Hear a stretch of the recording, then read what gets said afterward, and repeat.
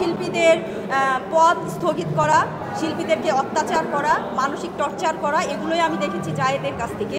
আমি নিজেও একজন ভুক্তভোগী এবং আমিও কিন্তু মামলার আমরা হাইকোর্টে শরণাপন্ন হয়েছি।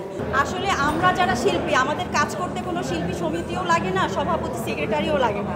আলোচনায় এখনও যেটা আলোচনায় আছে, যেখানেই যাই সেখানেই আমার আসলে 10টা ছবি আলোচনায় আসার কিছু নেই। একটা ছবি ভালো গেলেই ভালো।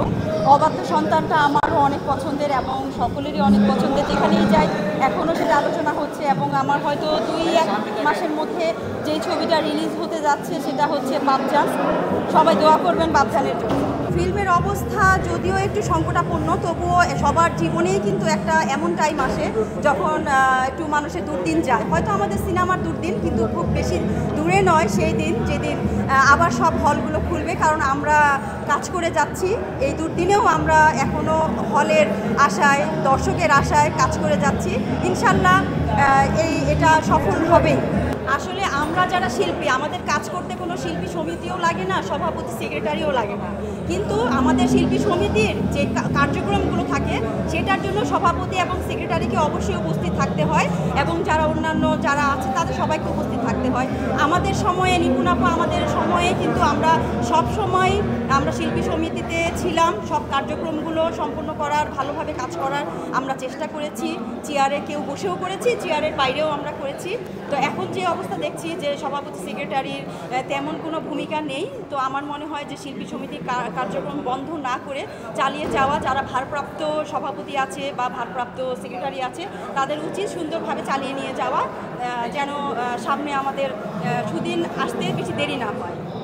জায়েদ খান আসলে অনেক কাজ করেছে।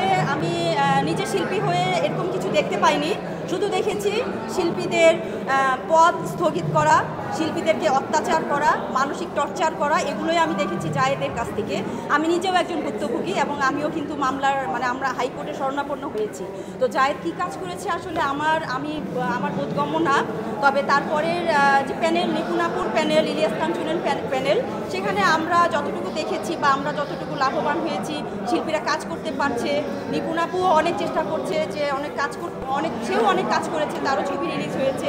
তো সেই জন্য অনেকেই কিন্তু আবার কাজে ফিরতে পেরেছে এবং মামলা মোকদ্দমা করে একটা অবস্থান আমাদের ছিল এফডিসিতে, যেটা এখন একদম এফডিসি শূন্য বলতে গেলেই বলাই চলে, যে এফডিসি শূন্য। ওরকম আমরা দেখছি যে এটা যে কার্যক্রমগুলো কিন্তু ঠিকমতো শিল্পী সমিতির হচ্ছে না। তো নিপুণাপুর সময়ে কিন্তু আমাদের সব কার্যক্রমগুলাই পিকনিক হয়েছিল, এবার কিন্তু পিকনিক হয় নাই। শিল্পী সমিতির একটা বিশেষ দিন যেটা পিকনিক, সবাই আশা করে সবাই মিলে, সব শিল্পীরা মিলে একসাথে পিকনিক করবে, সেটা কিন্তু এই শিল্পী সমিতির সময়ে আমরা পাইনি, একটা পিকনিক পাইনি। তো আগেরবার দেখেছিলাম 1 মাস জুড়ে ডিপজল ভাই ইফতারের আয়োজন করেছিল।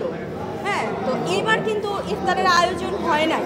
তো আমাদের সাথে টেক্কা দিয়ে যদি ডিপজল ভাই আয়োজন করে থাকে, তো তার সুবাদেও অনেকে হয়তো ইফতার করতে পেরেছে, এইটুকুই বলতে পারি। আসলে অনেক কিছু ক্যামেরার সামনে বলা ঠিক না, তো এতটুকুই বলবো, দ্বিধাদ্বন্দ্ব ভুলে আমরা যদি একসাথে কাজ করতে পারি তাহলেই হবে শিল্পী সমিতির জয়।